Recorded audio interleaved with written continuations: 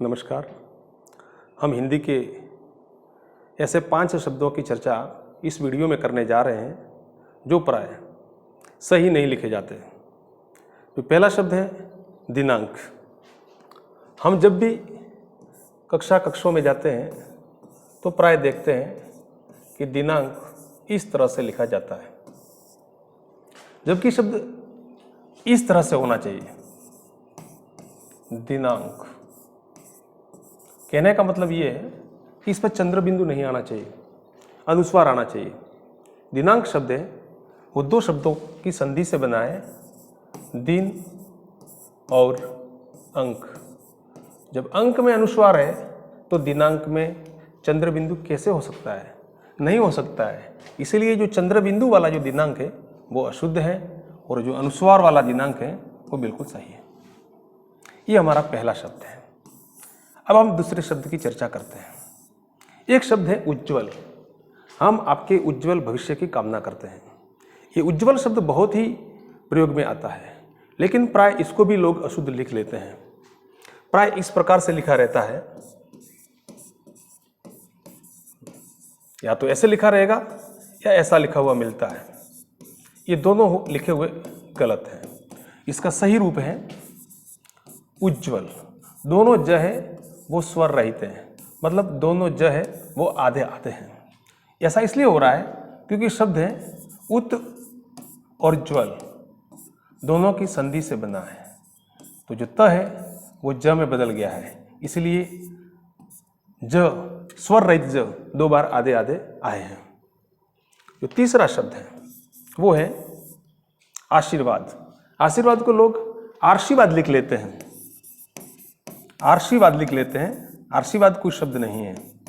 या तो ऐसे लिखते हैं या फिर ऐसे लिख देते हैं। ये दोनों प्रकार से गलत है। इसका सही रूप होगा आशीर्वाद। आ-शी-र-बा-द। ये बिल्कुल सही है। तो आप समझ गए होंगे कि आशीर्वाद ये सही है, उज्ज्वल ऐसे सही है और दिनांक ऐसे सही है। अब हम चौथे शब्द की चर्चा करते हैं। एक शब्द है पुनरावलोकन, लेकिन प्राय वो ऐसा लिखा हुआ हमको मिलता है, पुनरावलोकन, पुनरावलोकन। इस तरह से लिखा हुआ हमें मिलता है। ये शब्द बिल्कुल व्याकरण की दृष्टि से अशुद्ध है। ये होना चाहिए